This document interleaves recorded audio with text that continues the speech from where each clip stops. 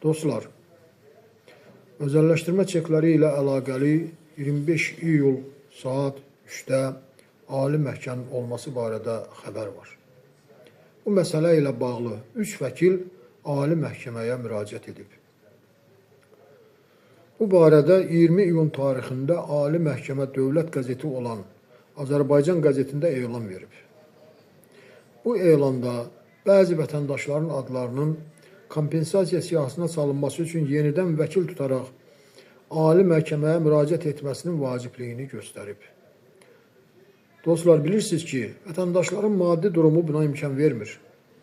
Biz öz ailələrimizlə Ali Məhkəməyə gedərək bütün dövlət qurumlarına saytımızın 10 minlərlə olduğunu və kompensasiya üçün məhkəmə qərarının hamıya aid edilməsini tələb etməliyik. Biz gözəl bilirik ki, özəlləşdirmə çekləri dövriyyədən çıxmayıb.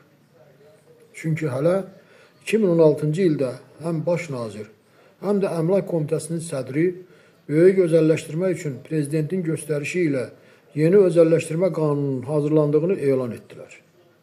Hətta 2016-cı ildə vətəndaşların özəlləşdirmə çekləri nə vaxt dövriyyədən çıxarılacağı barədə suallarına Əmlak Komitəsi öz rəsmi cavab məktublarında çeklərin tədavül və təhdiyə vasitəsi kimi istifadəsinin başa çatdığını, lakin dövriyyədən çıxarılmadığını və çeklərin yenidən böyük özəlləşdirmədə istifadəsi barədə yeni özəlləşdirmə qanununda baxılacağını yazmışdır. Diqqətlə qulaq asın, özəlləşdirmə çeklərinizi satmayın. Bilirsinizmi? Çox adam bilmir ki, Cənab Prezident 28 dekabr 2022-ci il tarixli 1933 nömrəli fərmanı ilə özəlləşdirmə dövlət proqramında dəyişiklik etmişdir. Orada yazılır, Azərbaycan Respublikasının İqtisadiyyat Nazirliyi dövlət özəlləşdirmə paylarının, çeklərinin və dövlət özəlləşdirmə opsiyonlarının istifadəsi üçün qanunvericilik çərçivəsində lazımi şərait yaratsın. Göründüyü kimi, Cənab Prezident çeklərin yenidən istifadə olunması üçün tapşırığı Əmlak Komitəsində deyil, birbaşa İqtisadiyyat Nazirinə tapşırmışdır. Diqqət edin, bundan başqa Prezidentin 22 iyul 2022-ci il sərəncamı ilə 150-dən çox orta və iri müəssisələrin özəlləşdirilməsi barədə tutulan yeni özəlləşdirmə qanununun hazırlanması birbaşa İqtisadiyyat Nazirinə həvalə olunmuşdur. Bu sərəncama əsasən hələ 2023-cü ildə yeni özəlləşdirmə qanunu Milli Məclisə təqdim olunmalı idi. Ancaq nədənsə gecikir. Bu səbəbdən ya Baş Nazir, ya da İqtisadiyyat Naziri xalqın aldadılmaması üçün dövlət televiziyasından elan etməlidir ki, özəlləşdirmə çekləri dövriyyədən çıxarılmayıb, vətəndaşlarda qalan çeklər ya böyük özəlləşdirmə zamanı istifadə olunacaq, ya da dövriyyədən çıxarılacaq. Diqqətlə qulaq asın və paylaşın. Xahiş edirik. TikTok'un paylaşım yerində report düyməsini mütləq basın. Paylaşaraq birləşirik. Nə qədər çox insan bu haqqını bilsə, Allaha da xoş olar. Ancaq birləşərək haqqa və ədalətə nail ola bilərik. Hamı bilməlidir ki, nə Əmlak Komitəsi, nə də Mərkəzi Bank özəlləşdirmə çeklərinin dövriyyədən çıxarılması barədə 5 suala cavab verə bilmir. Çünki özləri də gözəl bilir ki, əvvəlki məhkəmələrdə hakimiyyət işi araşdırmaqdan imtina edirlər. Üzr istəyirəm, hakimlər işi araşdırmaqdan imtina edirlər. Yalan qərar verirlər. Dostlar, bu sualları hamı bilməlidir və verməlidir. Çünki sizin kompensasiya almaq hüququnuz və 5 suala tam cavab verilən andan başlayır. Bildiyiniz kimi, məhkəmələrdə cavabdehlər suallara cavab verməkdən imtina etdilər. Hakimlər isə bütün qanunları pozaraq vətəndaşları düzgün informasiya alma hüququndan məhrum etdilər. Bu suallara cavabdehlər mütləq cavab verməli və rəsmi sənədlərdə təsdiqi olmalıdır.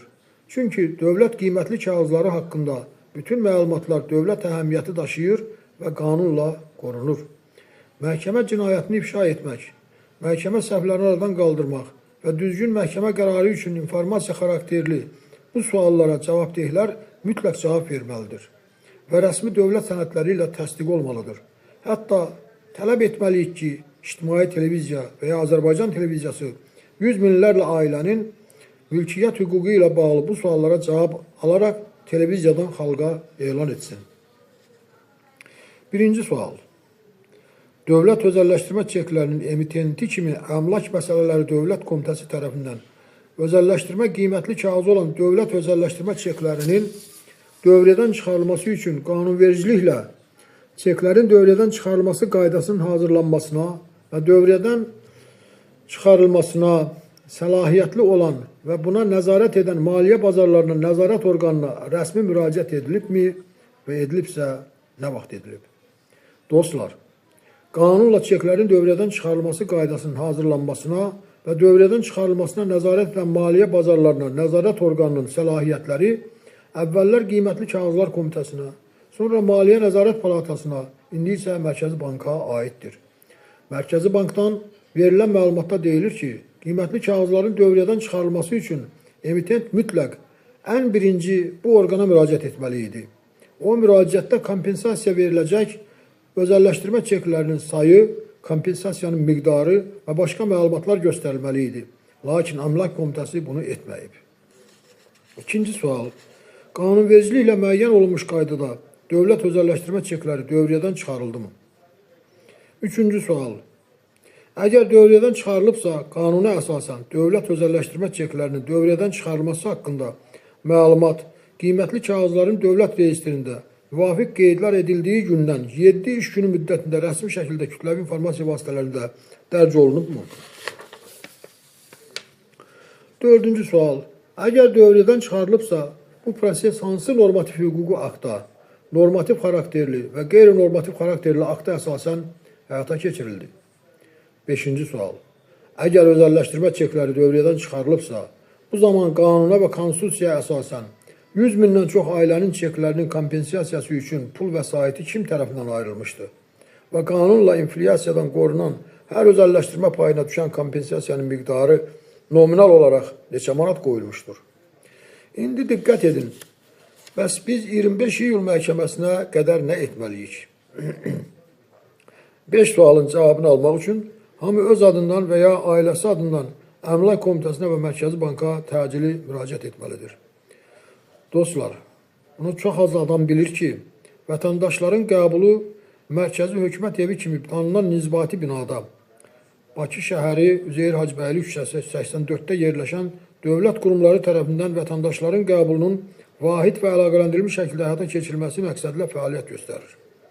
Mərkəzdə vətəndaşların qəbulu insan hüquqları üzrə müvəkkil, ombudsman, İqtisadiyyat Nazirliyi, həmçinin Azərbaycan Respublikasının prezidenti yanında Anti-inhisar və İstehlak Bazarının Nəzarət Dövlət Agentliyinin məsul əməkdaşları tərəfindən həyata keçirilir. Orada ümumi qəbul sahəsi, video qabil otaqları, aidiyyətin məsul şəxslər tərəfindən qəbul üçün xüsusi otaqlar fəaliyyət göstərir. Dostlar, eyni zamanda Prezidentin Administrasiyasının hüquq mühafizə orqanları ilə iş şöbəsinin müdiri Fuad Ələsgərova, İqtisadiyyat Nazirliyi Əmlak Məsələləri Dövlət Xidmətinə və Mərkəzi Banka müraciət edin.